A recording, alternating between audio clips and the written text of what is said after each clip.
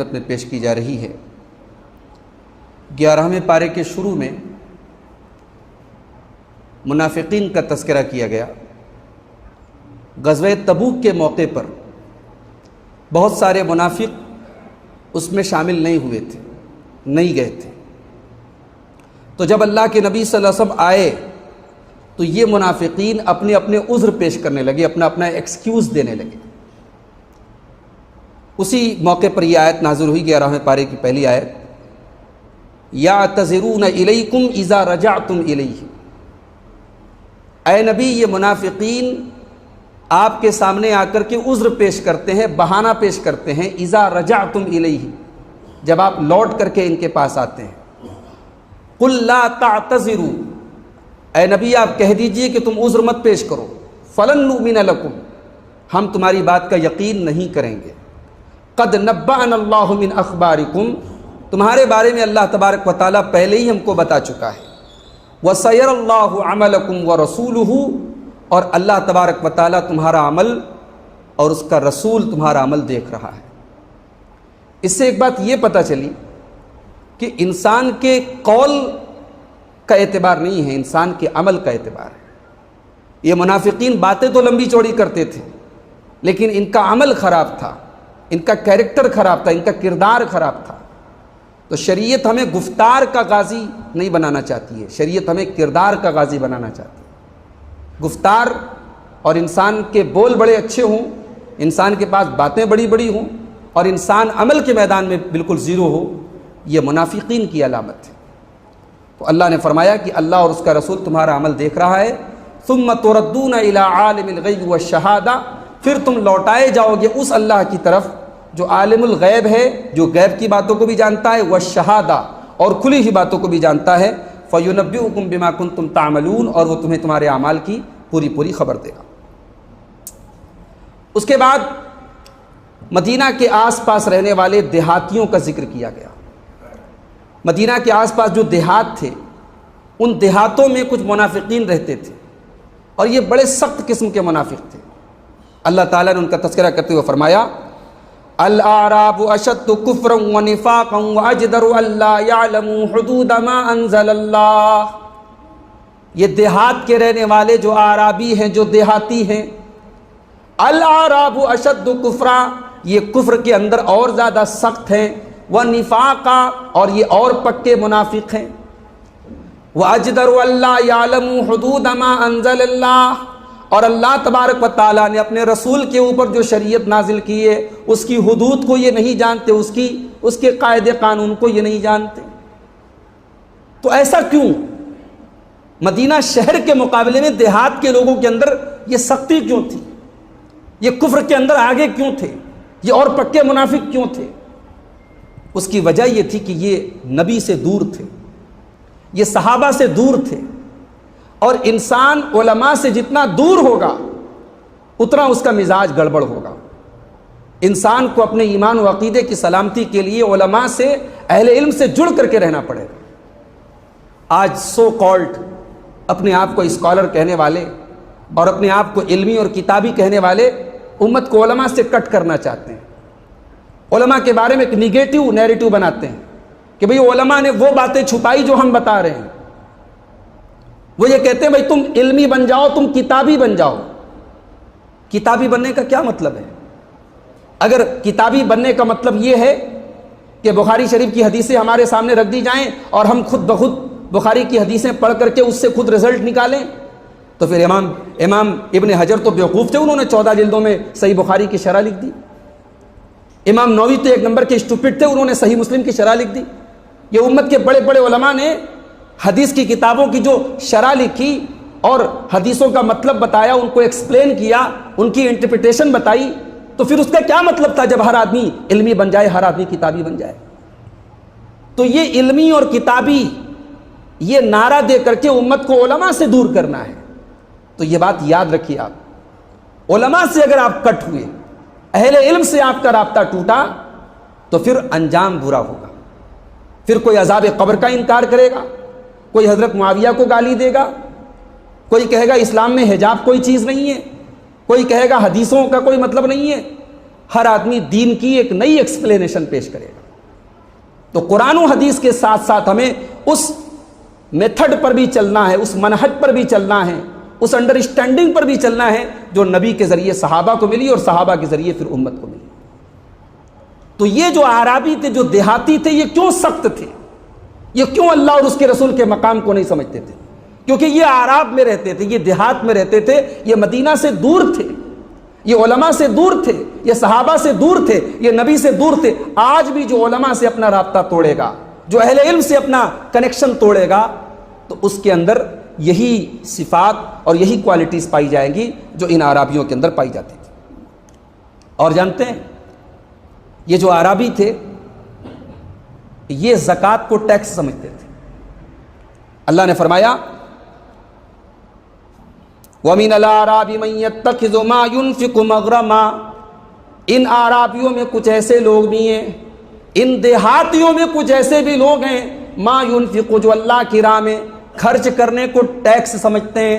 وَيَتَرَبَّصُ بِكُمُ الدَّوَائِرَ، اور مسلمانوں کے بارے میں مصیبتوں کا انتظار کرتے ہیں. یہ اس انتظار میں رہتے ہیں کہ مسلمانوں کے اوپر طرح طرح کی مصیبتیں آ جائیں، پریشانیاں آ جائیں. علیہم دائرۃ السوء، حالانکہ مصیبتیں تو انہی کے اوپر آنے والی ہیں. واللہ سمیع علیم، اللہ تعالیٰ تو سب کچھ سننے والا، جاننے والا ہے. زکوٰۃ کو ٹیکس سمجھتے تھے، اللہ کی راہ میں خرچ کرنے کو یہ ٹیکس سمجھتے تھے، اور مسلمانوں کے اوپر مصیبتوں کا انتظار کرتے تھے. اس کا مطلب یہ ہوا کہ جو صحیح معنوں میں مومن ہوگا اسے مسلمان کی تکلیف سن کر کے تکلیف ہوگی. کسی دوسرے کے مسلمان کا گھر گرے گا، اسے لگے گا میرا گھر گر رہا ہے. کسی دوسرے مسلمان کے جان و مال کو تکلیف ہوگی، اسے لگے گا میرے جان و مال کو تکلیف ہوگی. تو یہ جو ہے نا، یہ ہماری جو قوم ہے، ہماری جو ملت ہے، یہ انڈیویژول نہیں ہے. فرد قائم ربط ملت سے ہے تنہا کچھ نہیں، موج ہے دریا میں اور بیرون دریا کچھ نہیں. یہ ملت ہم سب سے مل کر کے بنتی ہے. ہر مسلمان کے اندر دوسرے مسلمان کی خیر خواہی کا جذبہ ہونا چاہیے. اگر کوئی مسلمان اتنا گرا پڑا ہے کہ اسے دوسرے مسلمانوں کی تکلیف پر خوشی ہوتی ہے تو وہ یہ جان لے کہ اس کا ذکر قرآن میں کیا گیا، یہ منافقوں کی علامت ہے. وَيَتَرَبَّصُونَ بِكُمُ الدَّوَائِرَ، یہ منافقوں کی پہچان ہے کہ وہ مسلمانوں کے بارے میں انتظار کرتے ہیں کہ مسلمانوں کے اوپر پریشانی آئے اور تکلیف آئے. اس کے بعد اللہ کے کچھ ایسے بندوں کا تذکرہ کیا گیا جو نیکی بھی کرتے ہیں اور گناہ بھی کرتے ہیں. بھئی کوئی ایسا تو نہیں ہے جو بالکل فرشتہ ہو اور یہ کہہ دے کہ مجھ سے کبھی گناہ نہیں ہوتے. تو اللہ کے کچھ ایسے بندے ہوتے ہیں جو گناہ اور نیکی دونوں کرتے ہیں. اللہ نے فرمایا وَآخَرُونَ اعْتَرَفُوا بِذُنُوبِهِمْ خَلَطُوا عَمَلًا صَالِحًا وَآخَرَ سَيِّئًا. میرے کچھ بندے ایسے بھی ہوتے ہیں جو اپنے گناہوں کا اعتراف کرتے ہیں، اپنی غلطیوں کا اعتراف کرتے ہیں. خَلَطُوا عَمَلًا صَالِحًا، ان کی زندگی میں نیک عمل بھی ہوتے ہیں. وَآخَرَ سَيِّئًا، اور ان کی زندگی میں برے عمل بھی ہوتے ہیں. عَسَى اللَّهُ أَن يَتُوبَ عَلَيْهِمْ، امید ہے کہ اللہ تعالیٰ ایسے لوگوں کی توبہ قبول کرے گا. ایک تابعی تھے احنف بن قیس، ایک دن وہ قرآن کی تلاوت کر رہے تھے. قرآن کی تلاوت کرتے کرتے وہ آیت ان کے سامنے سے گزری کہ لَقَدْ أَنزَلْنَا إِلَيْكُمْ كِتَابًا فِيهِ ذِكْرُكُمْ، ہم نے وہ کتاب تمہارے اوپر اتاری ہے جس کتاب میں تمہارا ذکر کیا گیا ہے، جس کتاب میں تم کو منشن کیا گیا ہے. حضرت احنف بن قیس نے کہا کہ قرآن میں سب کا ذکر ہے تو میرا بھی ذکر ہوگا. اب وہ قرآن میں تلاش کرنے لگے میرا ذکر کہاں ہے. اب پڑھتے پڑھتے ان کی نظر اس آیت پر پہنچی جہاں اللہ نے متقی بندوں کا ذکر کیا. کانوا قلیلا من اللیل ما یہجعون، میرے متقی بندے رات کو بہت کم آرام کرتے ہیں، رات بھر وہ تہجد پڑھتے ہیں. تتجافی جنوبہم عن المضاجع یدعون ربہم خوفا وطمعا، راتوں کو ان کے پہلو ان کے بستروں سے الگ ہوتے ہیں، وہ اپنے رب سے دعائیں کرتے رہتے ہیں، امید لگائے رہتے ہیں، اللہ سے ڈرتے رہتے ہیں. احنف بن قیس نے کہا نہیں، یہ میری علامت نہیں ہے، یہ میں نہیں ہوں، میں اتنا نیک تو نہیں ہوں. پھر قرآن کی وہ آیتیں ان کے سامنے سے گزری جس میں جہنمیوں کا تذکرہ کیا گیا ہے، جس میں یہ بتایا گیا کہ اللہ کے کافر بندے مشرک بندے جہنم میں جائیں گے جو اللہ کا انکار کرتے ہیں، جو آخرت کا انکار کرتے ہیں۔ عنب بن قیس نے کہا نہیں، میں ان میں سے بھی نہیں۔ پھر اس کے بعد جب ان کی نظر سورہ توبہ کی اس آیت پر پہنچی، وَآخَرُونَ اعْتَرَفُوا بِذُنُوبِهِمْ، میرے کچھ بندے ایسے بھی ہوتے ہیں جو اپنے گناہوں کا اقرار کرتے ہیں، خَلَطُوا عَمَلًا صَالِحًا وَآخَرَ سَيِّئًا، وہ نیک عمل بھی کرتے ہیں اور ان سے کچھ گناہ کے کام بھی ہو جاتے ہیں اور وہ اپنے گناہوں کا اعتراف کرتے ہیں۔ عَسَى اللَّهُ أَن يَتُوبَ عَلَيْهِمْ، ایسے لوگوں کی توبہ کو اللہ تعالیٰ قبول کرے گا۔ حضرت عنب بن قیس نے کہا میں نے اپنے ذکر کو پا لیا، یہ میرے ہی جیسے لوگوں کے بارے میں قرآن کی آیت۔ تو یہ بڑی عظیم آیت ہے، اس میں اللہ تعالیٰ نے اپنے ان بندوں کا ذکر کیا جن سے گناہ بھی ہوتے ہیں اور جن سے نیکیاں بھی ہوتی ہیں، اور وہ اپنے گناہوں کا اعتراف اللہ کی بارگاہ میں کرتے ہیں، سچی توبہ کرتے ہیں، استغفار کرتے ہیں، اور اللہ ایسے لوگوں کی توبہ کو انشاءاللہ قبول کرے گا۔ اس کے بعد نبی کے صحابہ کا مقام بیان کیا گیا، اور یہ نبی کے صحابہ کا مقام بیان کرنے والی جو آیت ہے یہ اتفاق سے سورہ توبہ کی 100 نمبر کی آیت ہے۔ اب اس پر ایک بڑی لطیف بات آپ کو بتانے جا رہا ہوں۔ قرآن مجید کے 26ویں پارے میں سورہ حجرات بھی اللہ تعالیٰ نے فرمایا صحابہ کے بارے میں، اولئک الذین امتحن اللہ قلوبہم للتقوی، نبی کے صحابہ وہ لوگ ہیں جن کے تقوی کا امتحان اللہ تعالیٰ نے لے لیا ہے، ان کے دلوں کو چیک کر لیا ہے، ان کے دلوں کو جانچ لیا ہے، اللہ نے ان کا امتحان لے لیا ہے، اور تقوی کے امتحان میں صحابہ پاس ہو گئے۔ اب یہاں جب یہ کہا اللہ نے کہ تقوی کا امتحان لیا ہے، تو اب سوال یہ پیدا ہوا کہ اس امتحان میں، اس ایگزام میں صحابہ کو کتنے مارکس ملے، کتنے نمبر ملے، کیا گریڈ ملا ان کو؟ تو اب سورہ توبہ کی 100 نمبر کی آیت میں بتایا جا رہا ہے کہ ان کو 100 میں 100 ملے۔ کیا فرمایا؟ وَالسَّابِقُونَ الْأَوَّلُونَ مِنَ الْمُهَاجِرِينَ وَالْأَنصَارِ، میرے نبی کے وہ صحابہ جنہوں نے ہجرت کرنے میں سبقت کی، جنہوں نے پہلے ہجرت کی، پہلے ایمان لائے، والانصار، اور میرے نبی کے وہ انصاری صحابہ جو پہلے ایمان لائے۔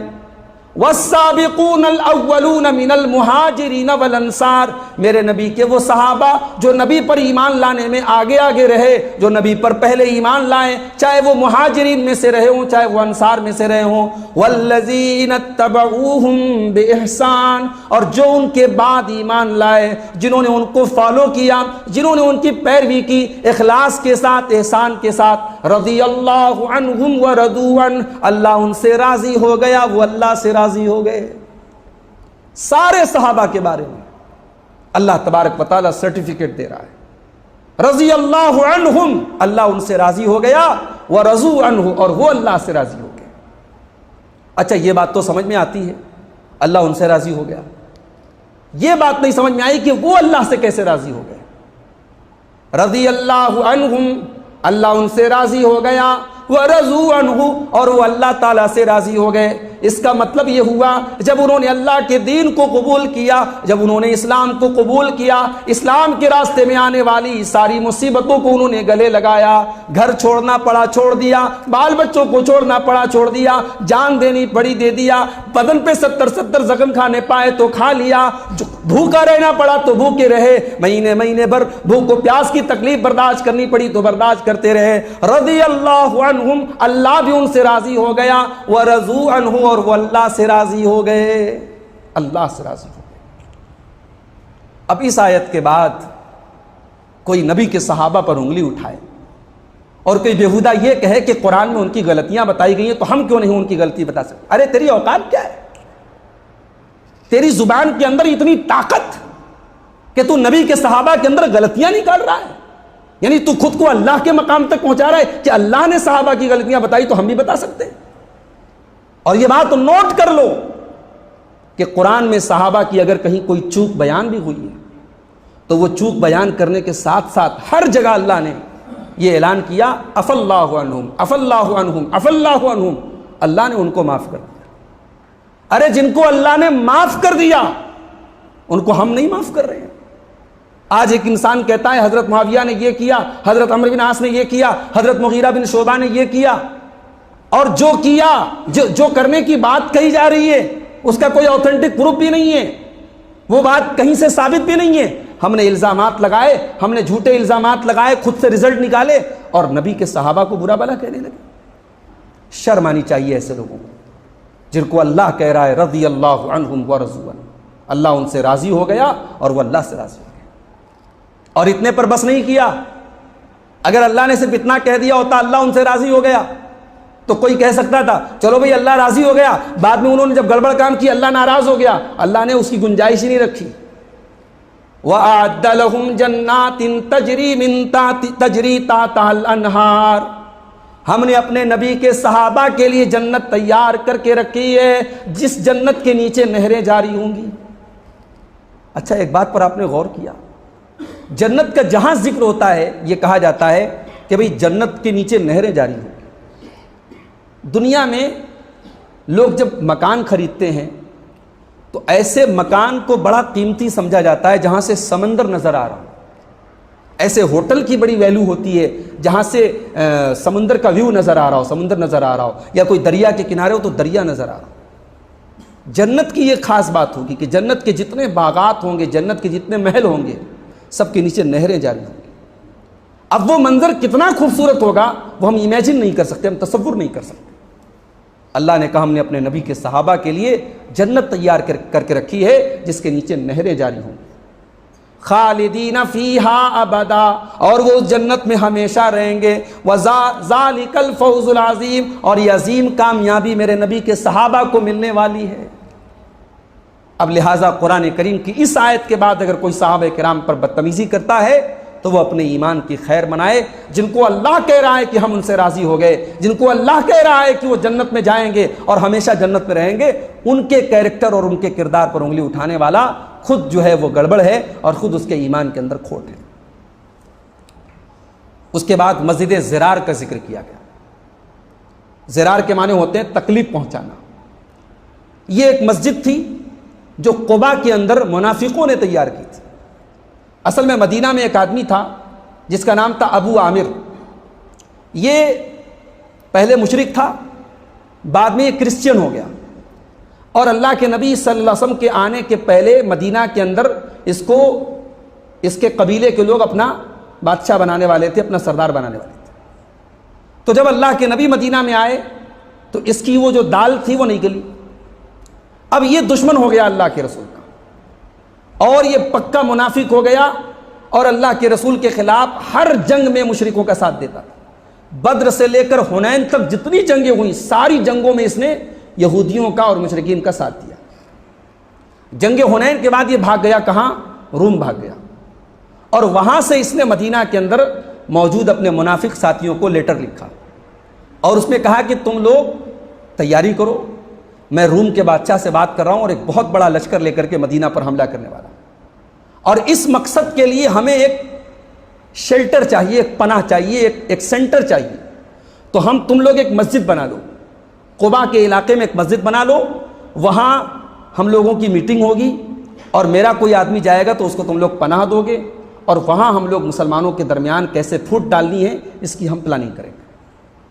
چنانچہ قباء کے اندر پہلے سے آلریڈی ایک مسجد موجود تھی، مسجد قباء کے نام سے، ان لوگوں نے ایک مسجد بنائی، منافقوں نے، اور اللہ کے نبی کے پاس آ کر کے کہا کہ اے اللہ کے نبی، ہم لوگوں کے ہاں جو کمزور لوگ ہیں، جو بوڑھے لوگ ہیں، جو بیمار لوگ ہیں، جو مسجد قباء میں نہیں جا پاتے ہیں، ان کے لیے ہم نے ایک چھوٹی سی مسجد بنائی ہے، اور ہم چاہتے ہیں کہ آپ آ کر کے وہاں 2 رکعت نماز پڑھ دیں تاکہ ہم وہاں نماز اسٹارٹ کر دیں۔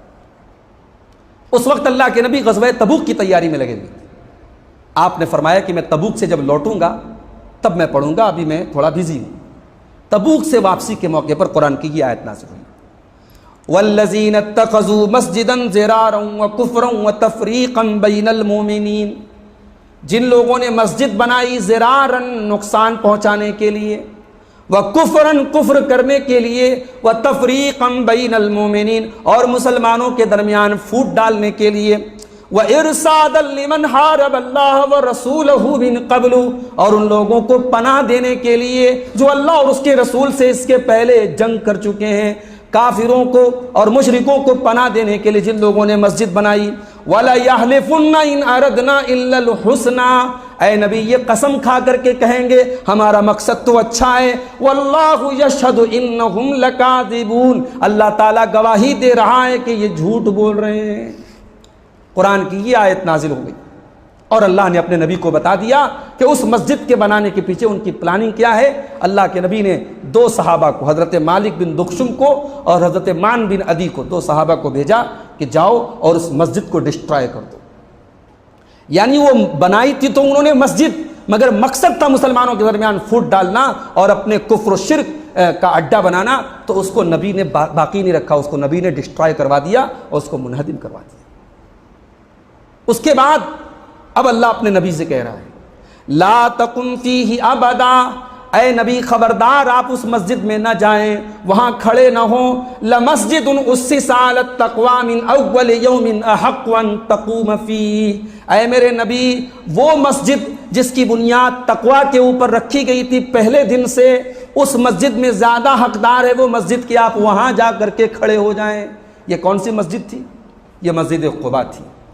جب اللہ کے نبی مکہ سے مدینہ ہجرت کر کے آ رہے تھے تو مدینہ پہنچنے کے پہلے ایک محلہ ہے قباء، وہاں آپ نے 14 دن تک اسٹے کیا تھا اور وہاں آپ نے ایک مسجد کی بنیاد ڈالی تھی۔ یہ پہلی مسجد تھی اسلامی تاریخ، پہلی مسجد تھی۔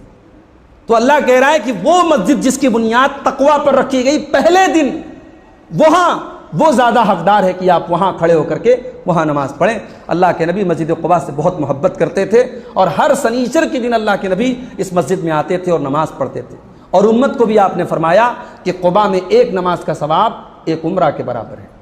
تو جب بھی کوئی مدینہ جائے تو اسے چاہیے کہ وہ قباء کے اندر بھی نماز پڑھنے کی کوشش کرے، اس میں ایک نماز کا ثواب ایک عمرہ کے برابر ہے۔ اور یہاں ایک پوائنٹ کی بات اور ہے، اللہ نے کہا وہ مسجد جو پہلے دن سے تقوی کی بنیاد پر رکھی گئی۔ اس کا مطلب یہ ہوا کہ مسلمانوں کی تاریخ کا پہلا دن اس مسجد سے اسٹارٹ ہوتا ہے، یعنی ہجرت کے بعد سے اسٹارٹ ہوتا ہے۔ اس کا مطلب یہ ہوا کہ حضرت عمر فاروق نے اپنے دور میں اسلامی کیلنڈر کا جو آغاز ہجرت سے کیا، بالکل صحیح کیا۔ قرآن کریم کی آیت ان کا سپورٹ کر رہی ہے اور ان کے اس اجتہاد کی تائید اس سے ہو رہی ہے۔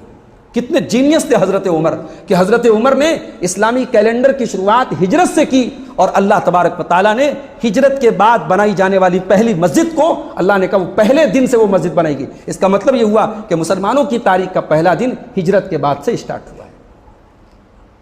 تو اللہ نے فرمایا کہ وہ مسجد زیادہ حقدار ہے کہ آپ وہاں کھڑے ہوں۔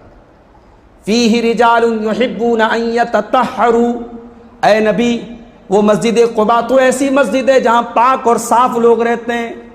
جس زمانے میں پانی کا استعمال استنجا میں بہت کم ہوتا تھا، لوگ مٹی سے اور ڈھیلے سے استنجا کیا کرتے تھے، اس زمانے میں مسجد قباء کے جو مصلی تھے، وہاں کے جو لوگ تھے، وہ اتنے پاک اور صاف رہتے تھے، ہمیشہ پانی سے استنجا کرتے تھے، ان کی عادت تھی وہ پانی سے استنجا کرتے تھے۔ اللہ نے کہا وہ پاک اور صاف رہنے والے لوگ ہیں، واللہ یحب المطہرین، اور اللہ تبارک و تعالیٰ ایسے پاک اور صاف لوگوں کو پسند کرتا ہے۔ اس کے بعد اللہ تعالیٰ نے ایک سودے کا ذکر کیا ہے۔ ایک سودا ہو رہا ہے۔ سودا کون کر رہا ہے؟ اللہ کر رہا ہے۔ سودے میں قیمت کیا لی جا رہی ہے؟ اللہ قیمت کیا لے رہا ہے؟ مسلمانوں کی جان اور مال لے رہا ہے، اور اس قیمت کے بدلے اللہ دے کر کیا رہا ہے؟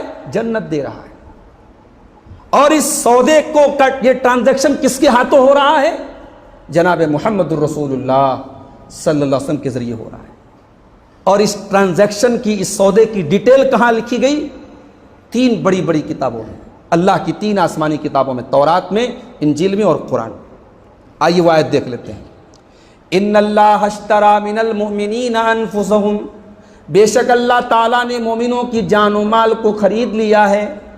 ان اللہ اشتری من المؤمنین انفسہم واموالہم، اللہ نے مومنوں کی جان کو خرید لیا، ان کے مال کو خرید لیا، بِأَنَّ لَهُمُ الْجَنَّةَ، بدلے میں جنت کے ان کو جنت ملے گی، یقاتلون فی سبیل اللہ، اللہ کے یہ مومن بندے اللہ کی راہ میں قتال کرتے ہیں، اللہ کی راہ میں جہاد کرتے ہیں، اللہ کی راہ میں لڑتے ہیں، فیقتلون ویقتلون، یہ دشمنوں کو قتل بھی کرتے ہیں اور اللہ کی راہ میں شہید بھی ہوتے ہیں۔ اللہ تعالیٰ نے ان کے لیے وعدہ کیا ہے کہ ان کو جنت ملے گی، وعدن علیہ حقا فی التوراۃ والانجیل والقرآن، اور اللہ کا یہ سچا وعدہ ہے جو تورات میں بھی کیا گیا، جو انجیل میں بھی کیا گیا اور جو قرآن میں بھی کیا گیا۔ ومن اوفا بعہدہ من اللہ، اور اللہ سے بڑھ کر کے اپنے وعدے کو پورا کرنے والا کون ہے؟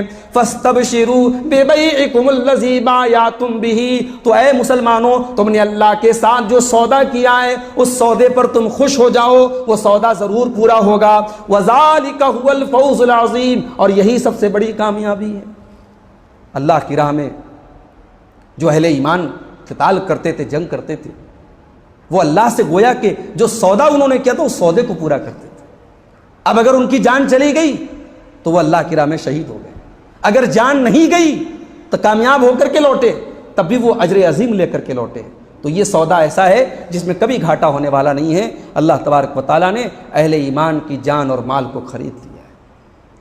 یہی وہ آیت تھی جس نے صحابہ کرام کو موٹیویٹ کیا، اور اللہ کے نبی کے دور میں جو غزوے ہوئے، جو جنگیں ہوئیں، صحابہ نے قربانی کی، ایسی ایسی مثالیں قائم کی کہ تاریخ میں وہ مثالیں کبھی پیش نہیں کی جا سکتی۔ اپنے سینوں کو انہوں نے اسلام کے لیے سامنے کر دیا، اپنی جان کو انہوں نے قربان کرنے میں کوئی دریغ نہیں کیا، اور جان دینے کے بعد بھی ان کی زبان پر یہی نغمہ تھا، جان دی ہوئی اسی کی تھی، جان دی ہوئی اسی کی تھی، حق تو یہ ہے کہ حق ادا نہ ہوا۔ اس کے بعد غزوہ تبوک کا ذکر ہو رہا ہے۔ اسلامی تاریخ میں یہ عجیب و غریب غزوہ ہے، اس میں کوئی جنگ نہیں ہوئی تھی، مسلمان گئے اور واپس چلے آئے، مگر اس میں جو سفر ہوا اس میں مسلمانوں نے اتنی تکلیف اٹھائی کہ اتنی تکلیف کبھی نہیں اٹھائی۔ مدینہ سے 700 کلومیٹر کا سفر، سواری کی قلت، کھانے پینے کی قلت، سخت گرمی کا موسم، حالات یہ ہو گئے کہ سواری کے اونٹوں کو کاٹ کاٹ کے ان کو ذبح کرنا پڑا، حالات یہ ہو گئے ایک ایک کھجور کو 4 لوگ 5 لوگ مل مل کر کے چوستے تھے، حالات یہ ہو گئے درختوں کے پتے چوس کر کے کام چلایا گیا۔ اس لیے یہ سفر جو ہوا، یہ جو لشکر گیا، اس کو جیش الاسرا بھی کہا جاتا ہے، پریشانی والا لشکر۔ تو مشکل وقت میں ایمان کی آزمائش ہوتی ہے۔ جب یہ مشکل وقت آیا تو منافقین نے تو اپنی اوقات دکھا دی، لیکن اہل ایمان میں سے بھی کچھ لوگوں نے کمزوری کا اظہار کیا، بعد میں ان کو احساس ہوا اور انہوں نے نبی کا ساتھ دیا۔ انہی لوگوں کا تذکرہ ہو رہا ہے۔ اللہ فرما رہا ہے لَقَدْ تَابَ اللَّهُ عَلَى النَّبِيِّ وَالْمُهَاجِرِينَ وَالْأَنصَارِ، اللہ تعالیٰ نے توجہ فرمائی، اللہ تعالیٰ نے کرم فرمایا اپنے نبی کے اوپر اور مہاجرین کے اوپر اور انصار کے اوپر۔ وَالْأَنصَارِ الَّذِينَ اتَّبَعُوهُ فِي سَاعَةِ الْعُسْرَىٰ، نبی کے ان صحابہ نے اپنے نبی کا ساتھ دیا تھا، فی ساعت الاسرا، پریشانی کے ٹائم میں۔ یہ وہ جنگ تھی، یہ وہ غزوہ تھا جس کی تیاری کے لیے اللہ کے نبی نے اعلان کیا تھا کہ جو اس میں تعاون کرے گا، جو اس میں سپورٹ کرے گا، میں اسے جنت کی بشارت دیتا ہوں۔ عثمان غنی رضی اللہ تعالیٰ عنہ نے اپنی دولت کے خزانے اس غزوے کے لیے کھول دیے تھے۔ انہوں نے دینار، اتنے سارے دینار لا کر کے اللہ کے نبی کو دیے کہ اللہ کے نبی اپنے ہاتھوں میں وہ دینار لے کر کے کہتے تھے ما ضر عثمان ما عمل بعد اليوم قط، عثمان کو آج کے بعد اس کا کوئی عمل نقصان نہیں پہنچا سکتا۔ اسی غزوے کے موقع پر حضرت عمر فاروق رضی اللہ تعالیٰ عنہ اپنے گھر کا آدھا مال اکٹھا کر کے اللہ کے نبی کے پاس لے کے آئے، اور جب اللہ کے نبی کے پاس پہنچے اللہ کے نبی نے کہا عمر گھر والوں کے لیے کچھ چھوڑ کے آئے ہو کہ نہیں آئے ہو؟ کہا اے اللہ کے نبی آپ فکر نہ کریں، ابقیت لهم اللہ ورسولہ، میں اپنے گھر والوں کے لیے اللہ اور اس کے رسول کو چھوڑ کر کے آیا۔ پھر اس کے بعد حضرت عمر کہتے ہیں میرے دل میں پہلی بار یہ خیال پیدا ہوا کہ آج تو ابو بکر سے میں آگے نکل گیا، میں تو اپنے گھر کا آدھا مال لے کر کے آ گیا۔ تھوڑی دیر کے بعد حضرت ابو بکر صدیق آئے، انہوں نے بھی اپنا مال اللہ کے نبی کے سامنے پیش کیا۔ اللہ کے نبی نے ان سے بھی وہی سوال کیا ما ابقیت لأہلک، اے ابو بکر آپ نے اپنے گھر والوں کے لیے کیا چھوڑا، اپنی فیملی کے لیے کیا چھوڑا؟ حضرت ابو بکر صدیق نے فرمایا ابقیت لهم اللہ ورسولہ، اے اللہ کے نبی میں نے اپنے گھر والوں کے لیے اللہ اور اس کے رسول کو چھوڑا ہے، میں اپنے گھر میں کچھ بھی چھوڑ کے نہیں آیا ہوں، سب کچھ لے کے آیا ہوں۔ حضرت عمر فاروق اسی موقع پر رونے لگے اور کہنے لگے مجھے یقین ہو گیا کہ میں عمر سے کبھی آگے، میں ابو بکر سے کبھی آگے نہیں نکل سکتا۔ تو یہ وہ موقع تھا۔ اللہ تعالیٰ اپنے نبی کے صحابہ کی تعریف کر رہا ہے۔ لقد تاب اللہ علی النبی، اللہ نے نبی کے اوپر توجہ فرمائی، والمہاجرین، اور مہاجرین کے اوپر توجہ فرمائی، والانصار، اور انصار کے اوپر توجہ فرمائی، الذین اتبعوہ فی ساعۃ العسرہ، جنہوں نے اپنے نبی کا ساتھ دیا تھا پریشانی کے ٹائم میں، من بعد ما کاد یزیغ قلوب فریق منہم، جبکہ مسلمانوں کے اندر ایک جماعت ایسی بھی تھی جن کے دلوں کے اندر کمزوری آ گئی تھی، ثم تاب علیہم، پھر اللہ تعالیٰ نے ان کی کمزوری کو دور کر دیا اور ان کی توبہ قبول فرمائی۔ دیکھیے صحابہ کی چوک کا بیان ہے، صحابہ سے چوک ہوئی، اللہ نے فوراً کہا ثم تاب علیہم، اللہ نے ان کی توبہ قبول فرمائی۔ انہ بہم رؤوف الرحیم، اللہ اپنے نبی کے صحابہ کے ساتھ، اہل ایمان کے ساتھ بہت مہربان ہے، بہت رحم والا ہے۔ غزوہ تبوک کے موقع پر 3 صحابہ ایسے تھے جو اپنی سستی اور کاہلی کی وجہ سے نبی کے ساتھ نہیں جا پائے تھے۔ یہ کون 3 صحابہ تھے؟ ان کا نام اگر آپ کو یاد رکھنا ہو تو مکہ یاد کر لیں۔ مکہ میں 3 حرف ہے، 3 لیٹر سے، میم کاف ہا۔ تو میم سے مرارہ ابن ربیع، کاف سے کعب بن مالک، اور ہا سے ہلال بن امیہ۔ یہ 3 صحابہ تھے جن کے نام کو یاد کرنے کے لیے آپ مکہ یاد کر سکتے ہیں۔ یہ 3 صحابہ ایسے تھے جن کے پاس سواری بھی تھی، خوشحالی بھی تھی، کوئی بیماری بھی نہیں تھی، کوئی ہیلتھ وائز بھی کوئی پرابلم نہیں تھی، مگر اپنی سستی اور کاہلی کی وجہ سے یہ تینوں لوگ اللہ کے نبی کے ساتھ اس غزوے میں نہیں جا پائے۔ پھر انجام کیا ہوا؟ جب اللہ کے نبی واپس آئے، منافقوں نے تو آ کر کے جھوٹ بول کر کے اپنی جان چھوڑا لی، مگر ان 3 لوگوں نے جھوٹ نہیں بولا۔ ان تینوں نے صاف صاف بول دیا، اے اللہ کے رسول، ہمارے پاس سارا ارینجمنٹ تھا، سارا انتظام تھا، ہم نے اپنی سستی اور کاہلی کی وجہ سے ہم اس غزوے میں نہیں جا پائے۔ اللہ کے نبی نے کہا ٹھیک ہے، آپ لوگوں کی بات صحیح ہے۔ اب مسلمانوں کو حکم دے دیا کہ ان 3 لوگوں سے کوئی بات نہیں کرے۔ اب یہ 3 لوگوں کا سوشل بائیکاٹ کر دیا گیا۔ 50 دن تک پورے مدینہ میں ان سے کوئی بات کرنے والا نہیں تھا۔ یہ سلام کرتے تو کوئی جواب نہیں دینے والا ہوتا۔ ڈسپلن اور اتباع کی ایسی مثال دنیا کی تاریخ میں نہیں ملتی میرے بھائی۔ اور 50 دن انہوں نے کیسے گزارا ہوگا یہ ان کا دل جانتا ہے میرے بھائی۔ 50 دن انہوں نے ایسا گزارا کہ پورے مدینہ میں ان سے کوئی بات کرنے والا نہیں۔ 40 دن گزرنے کے بعد اللہ کے نبی نے حکم دے دیا کہ ان کی بیویاں ان سے دور رہیں۔ اس میں حضرت کعب بن مالک جوان آدمی تھے، حضرت ہلال بن امیہ تھوڑے بوڑھے آدمی تھے۔ ہلال بن امیہ کی بیوی اللہ کے نبی کے پاس آئی ہے، اللہ کے نبی آپ نے حکم دے دیا ہے کہ شوہر سے میں دور رہوں، میرے شوہر تو بہت بوڑھے ہو چکے ہیں، کمزور ہو چکے ہیں، میں نہیں رہوں گی، ان کو کھانا کون دے گا، ان کو پانی کون دے گا؟ اللہ کے نبی نے کہا ٹھیک ہے، تم ان کے ساتھ رہ سکتی ہو، لیکن فزیکل ریلیشن شپ نہیں بنا سکتے ہو۔ انہوں نے کہا نہیں، وہ اس لائق نہیں ہے، بہت کمزور ہو چکے ہیں۔ حضرت کعب بن مالک کہتے ہیں مجھ سے بھی لوگوں نے کہا تم بھی جا کے اجازت لے لو، میرے دل میں خیال آیا، میرے بعض رشتہ داروں نے مجھ سے کہا، لیکن میں اجازت لینے نہیں گیا۔ 50ویں دن فجر کی نماز کے ٹائم حضرت کعب بن مالک رضی اللہ تعالیٰ عنہ اپنے مکان کی چھت پر فجر کی نماز پڑھ رہے تھے کہ ایک بشارت سنانے والے نے بشارت سنائی پہاڑ پہ چڑھ کر کے کہ اے کعب بن مالک تیری توبہ قبول ہو گئی، اللہ نے تیری توبہ کے قبول ہونے کا اعلان کر دیا۔ حضرت کعب بن مالک کہتے ہیں میں اتنا خوش ہوا کہ میرے پاس اس وقت اس کو تحفہ میں دینے کے لیے کچھ نہیں تھا، میں نے اپنا کرتا اتار کے اس کو دے دیا، اور بعد میں دوسرا کپڑا میں نے کسی اور سے ادھار لے کر کے، عاریت لے کر کے میں پہنا، اور جب میں اللہ کے نبی کے پاس پہنچا تو راستے میں جتنے لوگ مجھے ملتے تھے سب مجھے مبارکباد دیتے تھے، اور جب میں اللہ کے نبی کے پاس پہنچا اللہ کے نبی کا چہرہ خوشی سے چمک رہا تھا، اور آپ نے کہا اے کعب بن مالک تیری زندگی کا سب سے مبارک دن ہے، تیری ماں نے جب سے تجھے جنم دیا ہے اس دن کے بعد سے لے کے آج سب سے مبارک دن ہے، تیری توبہ اللہ تعالیٰ نے قبول کر لی۔ حضرت کعب بن مالک نے کہا کہ اللہ کے رسول، جب میں نے اپنے اس گناہ کا مجھے احساس ہوا تھا اور میں نے اللہ سے توبہ کی تھی تو میری توبہ کا ایک حصہ یہ بھی تھا کہ میں اپنا سارا مال اللہ کی راہ میں صدقہ کر دوں گا، تو اللہ کے رسول نے ان کو منع کیا کہ سارا مال اللہ کی راہ میں صدقہ مت کرو، 1/3 تم اللہ کی راہ میں صدقہ کرو، باقی اپنے بچوں اور اپنے رشتہ داروں کے لیے چھوڑ دو۔ اس موقع پر قرآن کی یہ آیت نازل ہوئی، وَعَلَى الثَّلَاثَةِ الَّذِينَ خُلِّفُوا، اللہ تعالیٰ نے ان 3 لوگوں کی توبہ کو قبول کر لیا جو پیچھے رہ گئے تھے، حَتَّى إِذَا ضَاقَتْ عَلَيْهِمُ الْأَرْضُ بِمَا رَحُبَتْ، یہاں تک کہ جب ان تینوں کے اوپر ایسے حالات آ گئے کہ زمین ان کے اوپر تنگ ہو گئی، زمین اپنی کشادگی کے باوجود ان کے اوپر تنگ ہو گئی، وَضَاقَتْ عَلَيْهِمْ أَنفُسُهُمْ، اور ان کی جان ان کے اوپر تنگ ہو گئی، ان کی زندگی ان کے لیے تنگ ہو گئی، وَظَنُّوا أَلَّا مَلْجَأَ مِنَ اللَّهِ إِلَّا إِلَيْهِ، اور تینوں نے سمجھ لیا کہ اللہ کے علاوہ کوئی ان کو پناہ دینے والا نہیں ہے۔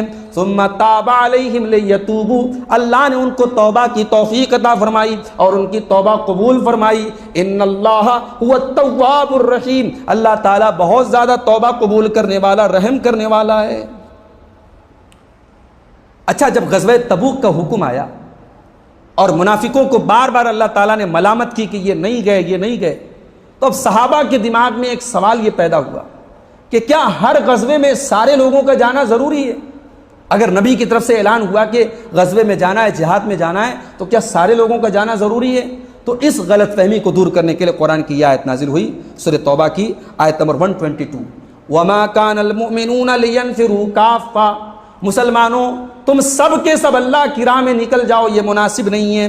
فَلَوْلَا نَفَرَ مِن كُلِّ فِرْقَةٍ طَائِفَةٍ، ہر بڑی جماعت میں سے کچھ لوگ، چھوٹی سی جماعت، چھوٹا سا گروہ ایسا ہو جو اللہ کی راہ میں نکل جائے، لِيَتَفَقَّهُوا فِي الدِّينِ، اور باقی لوگ اپنے شہر میں رہ کر کے دین کا علم حاصل کریں، وَلِيُنذِرُوا قَوْمَهُمْ إِذَا رَجَعُوا إِلَيْهِمْ، اور جب وہ جہاد میں سے وہ لوگ لوٹ کر کے آئیں تو یہ دین سیکھنے والے اپنے دین کے علم کی روشنی میں ان کو سمجھائیں، ان کو نصیحت کریں، لَعَلَّهُمْ يَحْذَرُونَ، تاکہ ان کے دل میں اللہ کا ڈر پیدا ہو۔ پتہ یہ چلا کہ امت کا ایک طبقہ ایسا بھی ہونا چاہیے جو علم دین سیکھنے کے لیے خاص ہو۔ ہر سماج میں، ہر سوسائٹی میں ایک طبقہ ایسا ہونا چاہیے جس کا مقصد علم دین سیکھنا ہو، دین کا گہرا علم سیکھنا ہو۔ اور یہ علم دین سیکھنے کا مقصد کیا ہے؟ دوسروں کو ڈرانا، دوسروں کو اللہ کے عذاب سے متنبہ کرنا اور دوسروں کو جہنم سے بچانے کی کوشش کرنا۔ اس کے بعد اب سورہ یونس شروع ہوتی ہے۔ سورہ یونس کے اندر اللہ تبارک و تعالیٰ نے انسان کی ایک کمزوری بیان کی، انسان کی ایک کمزوری بیان کی کہ انسان جب تکلیف میں ہوتا ہے تو اللہ کو بہت یاد کرتا ہے، لیکن جب تکلیف دور ہو جاتی ہے، خوشحالی آ جاتی ہے، صحت آ جاتی ہے، تو انسان ایسے ٹریٹ کرتا ہے جیسے وہ کبھی پریشان تھا ہی نہیں۔ اللہ نے فرمایا وَإِذَا مَسَّ الْإِنسَانَ الضُّرُّ دَعَانَا لِجَنبِهِ، جب انسان کے اوپر کوئی تکلیف آتی ہے، انسان ہمیں لیٹ کر کے بھی پکارتا ہے، او قائدن، بیٹھ کر کے بھی پکارتا ہے، او قائمن، کھڑے ہو کر کے بھی پکارتا ہے، فلما کشفنا عنہ ضرہ، اور جب انسان کی تکلیف کو ہم دور کر دیتے ہیں، مر کأن لم یدعنا الی ضر مسا، تو انسان ایسے گزر جاتا ہے جیسے اس نے ہم کو کبھی پکارا ہی نہیں تھا۔ کذالک زین للمسرفین ما کانوا یعملون، حد سے تجاوز کرنے والوں کے لیے ان کے گناہوں کو اسی طریقے سے مزین کر دیا گیا ہے۔ پتہ یہ چلا کہ پریشانی میں اللہ کو پکارنا یہ تو انسان کے لیے عام بات ہے، اہم بات یہ ہے کہ انسان اچھے دنوں میں اللہ کو پکارے۔ اسی لیے ایک حدیث میں اللہ کے نبی فرماتے ہیں، مسند احمد کی حدیث میں، تعرف الیہ فی الرخاء یعرفک فی الشدہ، اللہ کو اپنے اچھے دنوں میں یاد کرو، اللہ کو اپنے بہترین دنوں میں، خوشحالی کے دنوں میں یاد کرو، اللہ تمہارے پریشانی کے دنوں میں تم کو یاد کرے گا۔ انسان کا امتحان، اس کے ایمان کا امتحان تب ہوتا ہے جب اس کا کاروبار اچھا چل رہا ہو، اس کا بزنس اچھا چل رہا ہو، اس کے بچے صحت اور تندرستی کے ساتھ رہ رہے ہوں۔ ایسے موقع پر بھی اگر انسان اللہ کو یاد کرتا ہے، اس کا مطلب کہ اس کے اندر ایمان موجود ہے۔ اور اگر انسان صرف پریشانی میں اللہ کو یاد کرتا ہے اور اپنے اچھے دنوں میں اللہ کو یاد نہیں کرتا ہے، اس کا مطلب کہ اس کے ایمان میں کمزوری ہے۔ اس کے بعد مشرکوں کا ایک طریقہ بتایا گیا کہ مشرکین جب سفر کرتے تھے سمندر کے اندر اور سمندر میں طوفان آتا تھا اور ان کی کشتی طوفان میں پھنس جاتی تھی، تو وہ صرف اور صرف اللہ کو پکارتے تھے۔ اللہ نے فرمایا وَالَّذِي يُسَيِّرُكُمْ فِي الْبَرِّ وَالْبَحْرِ، وہی اللہ ہے جو تم کو خشکی میں بھی چلاتا ہے اور سمندر میں بھی چلاتا ہے، حَتَّى إِذَا كُنْتُمْ فِي الْفُلْكِ، یہاں تک کہ جب تم کشتی میں سوار ہوتے ہو، وَجَرَيْنَ بِهِمْ بِرِيحٍ طَيِّبَةٍ، اور بہترین ہوائیں چلتی رہتی ہیں، وَفَرِحُوا بِهَا، اور سفر کرنے والے بڑے آرام سے سفر کرتے ہیں، جَاءَتْهَا رِيحٌ عَاصِفٌ، تو تیز چلنے والی آندھی چلنے لگتی ہے. وَجَاءَهُمُ الْمَوْجُ مِنْ كُلِّ مَكَانٍ، اور ہر طرف سے موج، سمندر کی موجیں آنے لگتی ہیں. وَظَنُّوا أَنَّهُمْ أُحِيطَ بِهِمْ، اور وہ کشتی میں جو لوگ سوار ہوتے ہیں وہ سمجھ جاتے ہیں کہ ہم مصیبت میں پھنس گئے ہیں. دعوا اللہ مخلصین لہ الدین، وہ اللہ کو پکارتے ہیں اخلاص کے ساتھ. ایسے موقع پر وہ صرف اور صرف اللہ کو پکارتے ہیں. لئن انجیتنا من هذه لنکونن من الشاکرین، وہ اللہ سے کہتے ہیں اے اللہ اگر آج تو نے اس مصیبت سے ہم کو بچا لیا تو ہم تیرے شکر گزار بندوں میں سے ہو جائیں گے. فلما انجاہم اذا ہم یبغون فی الارض بغیر الحق، لیکن جب اللہ تعالیٰ ان کو طوفان سے بچا لیتا ہے، ان کی کشتی طوفان سے بچ جاتی ہے، وہ پھر سے زمین میں بغاوت کرنے لگتے ہیں، وہ اللہ کی نافرمانی کرنے لگتے ہیں. یا ایھا الناس انما بغیکم علی انفسکم، اے لوگو تم جو بھی بغاوت کرتے ہو، تم جو بھی نافرمانی کرتے ہو، اس کا نقصان تمہیں خود اٹھانا پڑے گا. متاع الحیات الدنیا، دنیا میں کچھ دن تم مزہ اٹھاؤ گے. ثم الینا مرجعکم، پھر پلٹ کر کے ہمارے پاس آنا ہے. فننبئکم بما کنتم تعملون، اور پھر ہم تمہارے اعمال کی تم کو پوری خبر دیں گے. مکہ کے مشرکین بھی اس مصیبت کی گھڑی میں اللہ کو پکارتے تھے. آج مسلمانوں میں ایک بڑا طبقہ ایسا ہے، وہ مصیبت میں بھی اللہ کو یاد نہیں کرتا، مصیبت میں بھی وہ غیر اللہ کو پکارتا ہے. اولاد اگر نہیں ہو رہی ہے تو اللہ کی بارگاہ میں دعا نہ کر کے وہ غیر اللہ کے آستانوں پہ جا کے سر جھکاتا ہے. مشکل آتی ہے تو یا علی مشکل کشا کا نعرہ لگاتا ہے. پریشانی آتی ہے تو یا شیخ عبد القادر جیلانی یا غوث اعظم، اس طریقے کا نعرہ لگاتا ہے. اپنی دکانوں کا نام وہ KGN اور KBN، خواجہ غریب نواز اور خواجہ بندہ نواز کے نام پر رکھتا ہے. اب مجھے بتاؤ میرے بھائیوں کہ یہ بڑا شرک ہے یا وہ بڑا شرک تھا جس کا ذکر قرآن میں اللہ کر رہا ہے، کہ وہ اتنے بڑے مشرک ہونے کے باوجود مصیبت کی گھڑی میں ان کو بھی سمجھ میں آتا تھا کہ اس مصیبت کی گھڑی میں ہمارے 360 بت ہمیں نہیں بچا سکتے، بچائے گا تو اللہ بچائے گا، اور وہ خالص اللہ کو پکارتے تھے. اور آج کا مسلمان توحید سے اتنا دور ہے کہ اس مصیبت کی گھڑی میں بھی وہ اللہ کو نہیں پکارتا ہے. اس کے بعد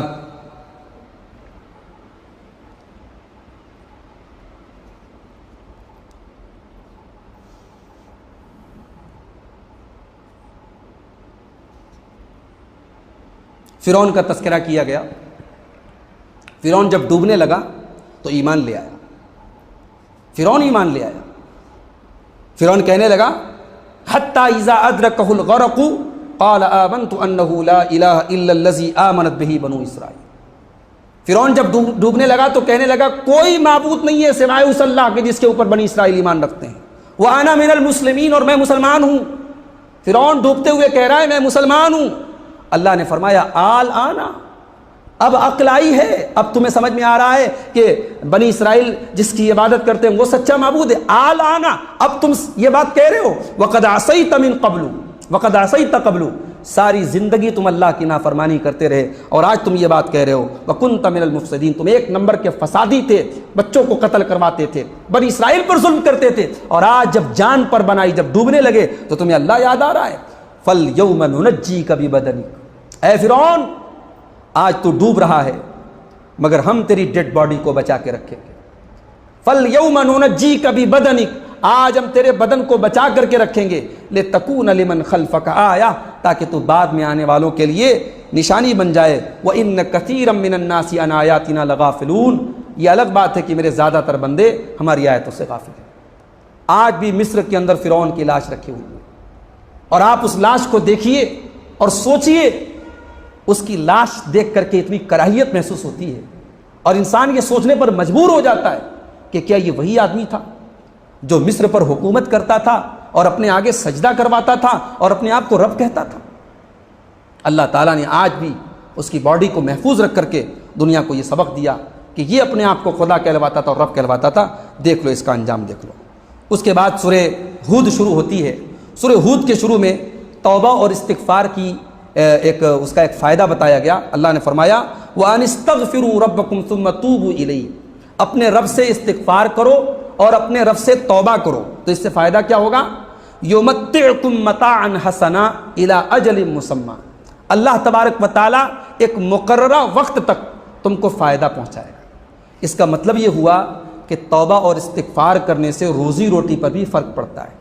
اللہ کہہ رہا ہے تم توبہ اور استغفار کرو گے، یمتعکم متاعا حسنا الی اجل مسمی، تو ایک مقررہ وقت تک، ایک فکس ٹائم تک ہم تمہیں فائدہ پہنچائیں گے، وَيُؤْتِ كُلَّ ذِي فَضْلٍ فَضْلَهُ، اور ہر فضیلت والے کو اس کا فضل دیں گے، جو جیسا عمل کرے گا اس کو اس کا ثواب ہم آخرت میں دیں گے، اور دنیا میں بھی ہم اس کو فائدہ پہنچائیں گے۔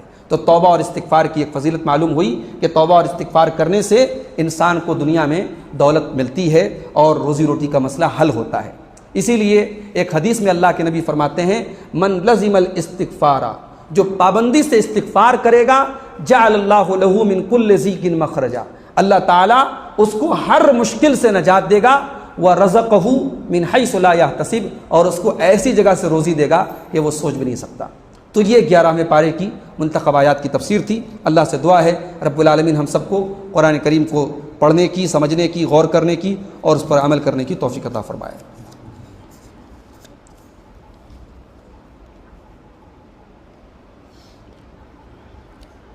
دعائے قنوت میں ہاتھ اٹھانا،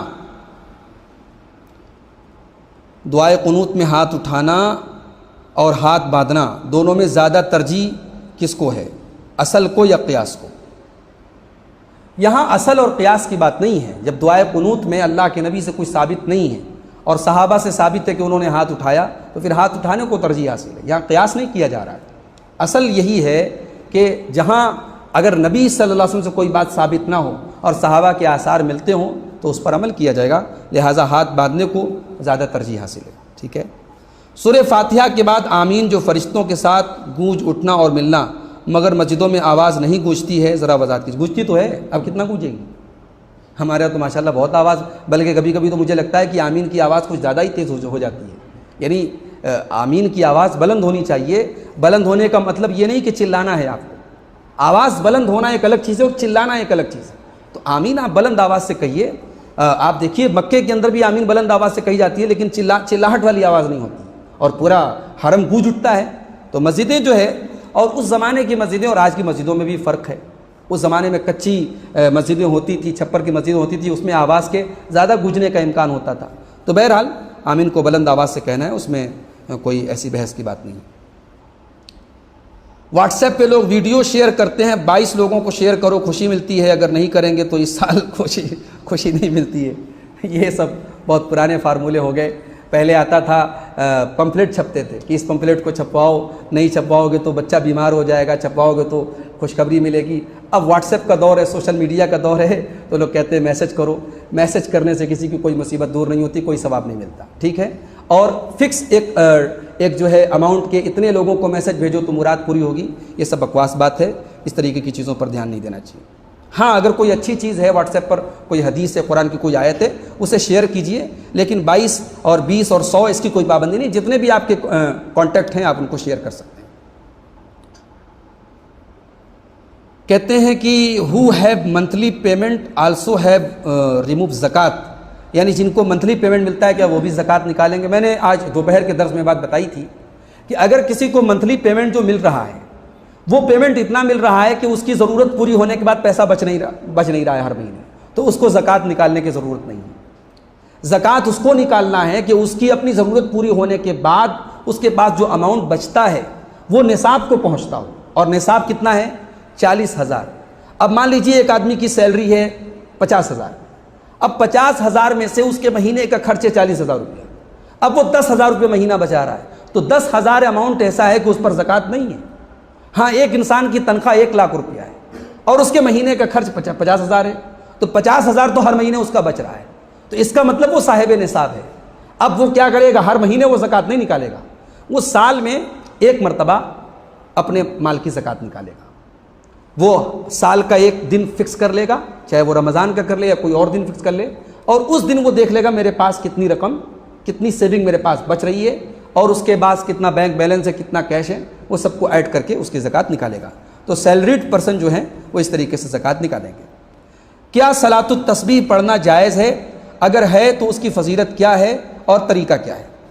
صلاۃ التسبیح کے بارے میں جو حدیث ہے اس کے بارے میں خود محدثین کے درمیان اختلاف ہے۔ علامہ البانی نے اس کو صحیح کہا ہے، لیکن محدثین کی ایک بڑی تعداد نے اس کو ضعیف قرار دیا ہے، اور اس کا جو طریقہ ہے وہ عام نمازوں سے بالکل الگ ہے، اور اس کی جو فضیلت ہے وہ بھی بہت زیادہ ہے، اور اس میں جو چوائس دی گئی ہے، جو آپشن دیا گیا ہے کہ چاہو تو زندگی میں ایک بار پڑھ لو، چاہو تو سال میں ایک بار پڑھ لو، چاہو تو مہینے میں ایک بار پڑھ لو، چاہو تو ہفتے میں ایک بار پڑھ لو، چاہو تو روزانہ ایک بار پڑھ لو، ایسی چوائس اور ایسا آپشن بھی کسی عبادت کے لیے نہیں دیا گیا ہے۔ تو اب اس مسئلے میں میری اپنی جو ذاتی تحقیق ہے، میں اس مسئلے میں علامہ ابن باز اور علامہ ابن عثیمین وغیرہ کا جو موقف ہے میں اس کو راجح سمجھتا ہوں کہ یہ جو نماز ہے اس کے بارے میں جو حدیث آئی ہے وہ صحیح نہیں ہے۔ اگر یہ اتنی فضیلت والی نماز ہوتی تو ظاہر ہے کہ اس فضیلت کو حاصل کرنے کے لیے صحابہ میں مقابلہ ہوتا اور یہ صحیح سند سے ہم تک پہنچتی۔ ایک ایسی نماز جس کی اتنی فضیلت ہے، جس سے سارے گناہ معاف ہو جاتے ہیں اور جس کو پڑھنے کا اتنا آپشن دیا گیا ہے، اس نماز کے بارے میں کوئی ایک بھی ایسی سند موجود نہیں ہے جس پر کوئی کلام نہ ہو۔ تو اس کا مطلب یہ ہوا کہ یہ نماز ایسی، یعنی اس کی حدیث ایسی ہے جو صحیح نہیں ہے۔ تو ہم ان نمازوں کو پڑھیں جو نمازیں صحیح حدیثوں سے ثابت ہیں، وہ کافی ہیں ہمارے لیے۔ صلاۃ التسبیح پڑھنے کی ہمیں کوئی ضرورت نہیں ہے۔ البتہ اگر کسی کا دل جمتا ہے، علامہ البانی کی تحقیق پر کوئی اعتماد کرتا ہے، وہ پڑھ بھی سکتا ہے۔ ہم اس کو پڑھنے کو ناجائز یا حرام یا بدعت بھی نہیں کہتے۔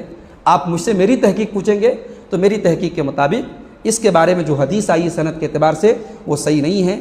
اور جو اور نمازیں ہیں، چاشت کی نماز ہے، تہجد کی نماز ہے، اسی طریقے سے اشراق کی نماز ہے، جو نمازیں جن کا ثبوت صحیح حدیثوں سے ملتا ہے اور جن کی فضیلت ثابت ہے، آپ وہ نمازیں پڑھیے، وہ نمازیں پڑھنا انشاءاللہ کافی ہے۔ بچوں کے نام پہ جگہ لیے ہیں تو کیا اس کی زکوٰۃ نکال سکتے ہیں؟ بچوں کے نام پہ اگر آپ نے جگہ لیا ہے، پرپس کیا ہے آپ کا؟ بچوں کے رہنے کے لیے لیا ہے آپ نے کہ بچے بڑے ہو جائیں گے تو ان کے کام آئے گی، تو اس کی پھر آپ کو زکوٰۃ نہیں دینا ہے۔ آپ نے اگر اس پرپس سے لے لیا ہے، دام بڑھے گا بیچ دیں گے، تو پھر وہ آپ کی بزنس ویلیو مانی جائے گی، انویسٹمنٹ آپ کا مانا جائے گا، تب اس کی زکوٰۃ نکالنی پڑے گی۔ اگر آپ نے بچوں کے نام پہ لیا ہو چاہے اپنے نام پہ لیا ہو، مقصد یہ ہے کہ رہیں گے، مقصد یہ ہے کہ اپارٹمنٹ بنائیں گے، مقصد یہ ہے کہ اس کو اپنے استعمال میں لائیں گے، تو جیسے استعمال میں لانے والی چیزوں پر زکوٰۃ نہیں ہے، اپنے مکان پہ زکوٰۃ نہیں ہے، اپنے 15 لاکھ کی کار ہے آپ کے پاس، کار پہ زکوٰۃ نہیں ہے، 1 لاکھ کا آئی فون ہے اس پر زکوٰۃ نہیں، استعمال کی چیز، زیور کو چھوڑ کے استعمال کی چیز پہ زکوٰۃ نہیں ہے، ایسے اس پلاٹ اور زمین پر بھی زکوٰۃ نہیں ہے جو آپ نے اپنے استعمال کے لیے خریدا ہو۔ کہتے ہیں کہ فیملی کے اوپر جو پیسہ ہم خرچ کرتے ہیں کیا اس پر ثواب ملے گا؟ بالکل ملے گا۔ اگر آپ اپنے فیملی کی ضرورت پر پیسہ خرچ کرتے ہیں، اللہ کے رسول کی حدیث ہے کہ بیوی کے منہ میں آپ جو لقمہ ڈالتے ہیں اس پر بھی آپ کو ثواب ملے گا۔ ایک حدیث میں آپ نے فرمایا کہ 1 دینار آپ اللہ کی راہ میں خرچ کرتے ہیں، 1 دینار آپ مسکین کے اوپر خرچ کرتے ہیں، 1 دینار آپ گردن آزاد کرنے پر خرچ کرتے ہیں، اور 1 دینار آپ اپنے اہل و عیال پر خرچ کرتے ہیں، اس میں سب سے افضل وہ دینار ہے جو آپ نے اپنے اہل و عیال پر خرچ کیا ہے۔ تو اہل و عیال کی، بال بچوں کی، فیملی کی جو ضروریات ہیں اس پر خرچ کرنا ثواب کا کام ہے۔ لیکن اب بال بچوں کے شوق اور ان کے ضرورت سے زیادہ جو چیزیں ہیں ان پر ہم خرچ کریں اور دیگر راستوں میں خرچ نہ کریں، اللہ کی راہ میں صدقہ اور خیرات نہ کریں، تو یہ مناسب نہیں ہے، پھر یہ معاملہ گڑبڑ ہو جائے گا۔ تو اس میں افراط اور تفریط دونوں سے ہم کو پرہیز کرنا چاہیے۔ کیا گھر، موبائل، گاڑی گروی ڈال سکتے ہیں؟ حدیث سے ثابت کریں۔ دیکھیے گروی کا تو بہرحال ثبوت ملتا ہے، گروی سامان رکھا جا سکتا ہے۔ خود اللہ کے نبی صلی اللہ علیہ وسلم نے انتقال کے پہلے اپنی زرع یہودی کے گھر گروی رکھ کر کے اس سے اناج خریدا تھا، تو گروی رکھنا تو بہرحال جائز ہے۔ اب اس کی کچھ کنڈیشنز ہیں، کچھ شرائط ہیں، اب اس کو انشاءاللہ کسی دوسرے موقع آپ کے سامنے بیان کریں گے۔ تو یہ چند سوالات تھے۔ اللہ تعالیٰ آج کل جائے نماز اور مصلی اکثر نقش و نگار کے استعمال کیے جاتے ہیں، قرآن و حدیث کی روشنی میں وضاحت کیجیے۔ بہتر تو یہی ہے کہ ہم سادہ مصلی استعمال کریں۔ آپ کو وہ حدیث یاد ہوگی کہ نبی صلی اللہ علیہ وسلم نے اس پردے کی وجہ سے ناراضگی کا اظہار کیا تھا جس پردے پر ڈیزائن بنی ہوئی تھی، اور آپ نے حضرت عائشہ سے کہا کہ وہ مجھے نماز سے غافل کر رہا ہے، نماز سے میری توجہ کو بھٹکا رہا ہے۔ تو بہتر تو یہی ہے کہ مصلی سمپل ہو، لیکن اگر کوئی جیسے ہمارے یہاں نارمل جو مصلی ہوتا ہے اس پر اگر ہلکی پھلکی جیسی یہ ڈیزائن بنی ہے تو اس میں کوئی حرج کی بات نہیں، بہت زیادہ ڈیزائن والا مصلی نہیں رکھنا چاہیے۔ اب اس معاملے میں بہت سی ساری جگہوں پر بہت زیادہ لوگ سختی کرتے ہیں۔ ہمارے بنارس میں تو ایک مسجد پر اس مسئلے کو لے کر کے بڑا جھگڑا ہو گیا۔ اب کچھ نوجوان لڑکوں نے کہا کہ بھئی ایسا مصلی ہم مسجد میں آنے نہیں دیں گے، اور اس پر جو ہے مسجد کی کمیٹی سے انہوں نے کافی جھگڑا کر لیا۔ حالانکہ ایک نیچرل بات یہ ہے کہ اس طریقے کے مصلی جو ہمارے یہاں استعمال ہوتے ہیں ان کے ہم عادی ہو چکے ہیں، ان مسلوں کی وجہ سے ہمارا ذہن ادھر ادھر بھٹکتا ہے. میں سمجھتا ہوں ایسا نہیں ہے، یہ ہماری زندگی میں کامن ہو چکے ہیں. تو اس مسلح پر آپ نماز پڑھ سکتے ہیں، کوئی حرج کی بات نہیں ہے. لیکن آپ جب بھی مسلح خریدنے جائیں تو کوشش کریں کہ سمپل ہو. اب تو ڈیزائن والے ہی سب ملتے ہیں، تو اس میں کوشش کریں کہ ہلکی ڈیزائن والے ہوں، جس میں زیادہ نقش و نگار نہ ہو. اگر بالکل پلین مل جائے تو سب سے بہتر ہے، اور اگر ڈیزائن والے مل رہے تو ہلکی ڈیزائن ہو تاکہ نماز میں آپ کی توجہ نہ بھٹکے. تو بہرحال یہ کوئی ایسا مسئلہ نہیں جس کی وجہ سے انشاءاللہ آپ کی نماز پر کوئی اثر پڑے گا. نماز آپ کی قبول ہوگی. اللہ تعالی ہم سب کو نیک عمل اور اچھی سمجھ کی توفیق عطا فرمائے. آمین. والسلام علیکم ورحمۃ اللہ وبرکاتہ.